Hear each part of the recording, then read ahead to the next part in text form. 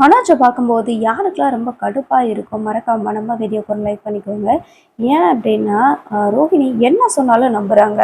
அதாவது ராஜாவும் ராணியும் தான் பணத்தை திருடி இருப்பாங்க அப்படின்னு சொல்லிட்டு ரோகிணி அபத்தமாக ஒரு பழியை தூக்கி ராணி மேலே போட்டுடுறாங்க. இதெல்லாம் தேவைதான்.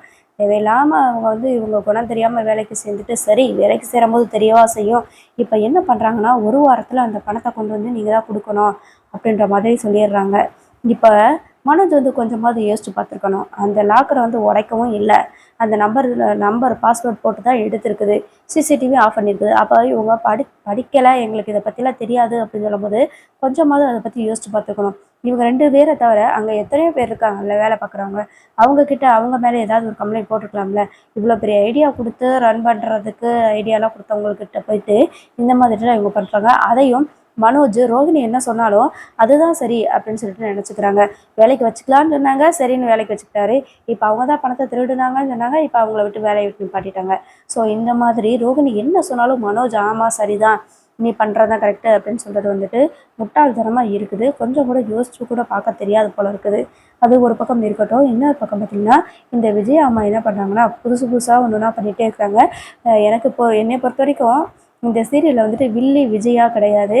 அவங்க ஒரு காமெடியனாக தான் இருக்கிறாங்க. புதுசு புதுசாக ஏதாவது ஒரு அவதாரம் எடுத்துக்கிட்டே தான் இருக்கிறாங்க.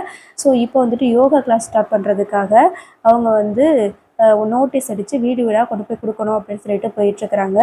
அப்போ தான் ரோகிணியோட அம்மா லட்சுமி அம்மாவாக பார்க்குறாங்க. பார்த்ததுமே இவங்க போய் பேசுவாங்க அப்படின்னு சொல்லிட்டு தான் போகிறாங்க.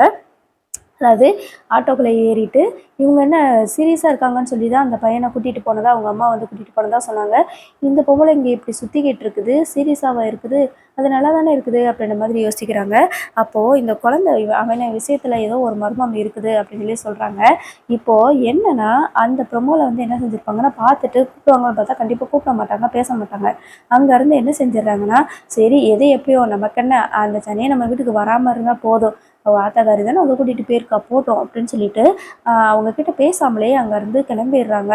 ஆனால் வீட்டுக்கு வந்ததுமே அண்ணாமலை அப்பா கிட்ட சொல்கிறாங்க, இந்த பொம்பளை இந்த ஏரியாவில் தான் சுற்றிட்டு இருக்குது பார்த்தேன் அப்படின்ற மாதிரி சொல்கிறாங்க. அப்போ தான் முத்துவுக்கு ஒரு டவுட் வருது.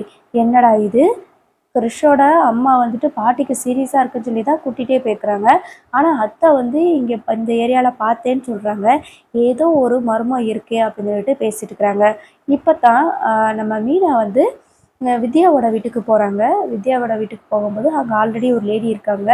அவங்க எதுக்காக வந்திருக்காங்க அப்படின்னா கிறிஷை பார்த்துக்கிறதுக்காக அவங்கள வர சொல்லியிருக்கிறாங்க. ஒரு இதே அப்பார்ட்மெண்ட்லேயே ஒரு வீடு இருக்குது, அங்கேயே கிறிஷை வச்சு பார்த்துக்கலாம் அப்படின்னு சொல்லிட்டு பிளான் பண்ணி தான் வந்திருக்கிறாங்க.